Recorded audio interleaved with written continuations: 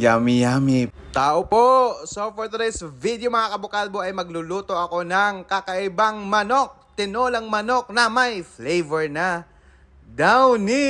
So tara, let's get it on! At ito nga yung panangkap natin, dahon ng sili, sayote, bawang pampabango, sibuyas pang pasarap. At ayan na nga, sinutay na nga natin para matanggal yung amoy ng chicken. So, di ko na pinakita sa inyo. 5 piraso lang yan ha, kasi 1 day lang yan. Isang araw lang kainan yan. So, ayan. Pag okay na yan, next natin ilagay is yung bawang. Ayan. Haluin mo lang ng haluin hanggang mamahalin ka niyan ng buo.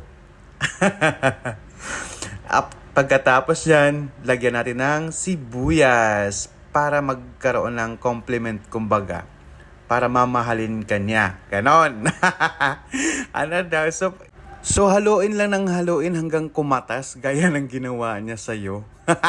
Kumatas.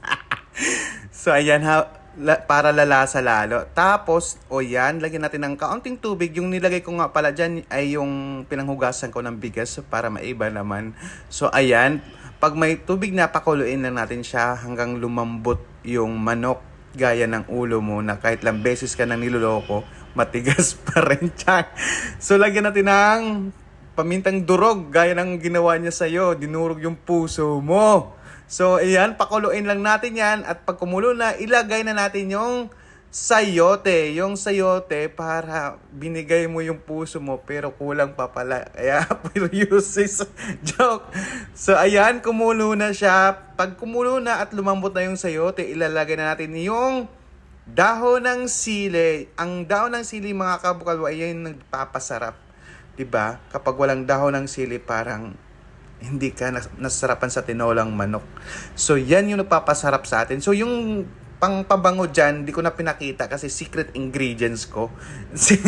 Yung downy flavor. So di ko na lang pinakita. So pakuluin ulit natin yan hanggang sa ito na yung finished product. Ayan! Sarap!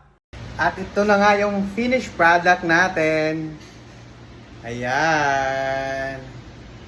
So titikman na natin. Tsura pa lang, ang sarap na. Yummy, yummy. Parang siya lang. Sa una, masarap nung katagalan. Wala nang lasa. Bye!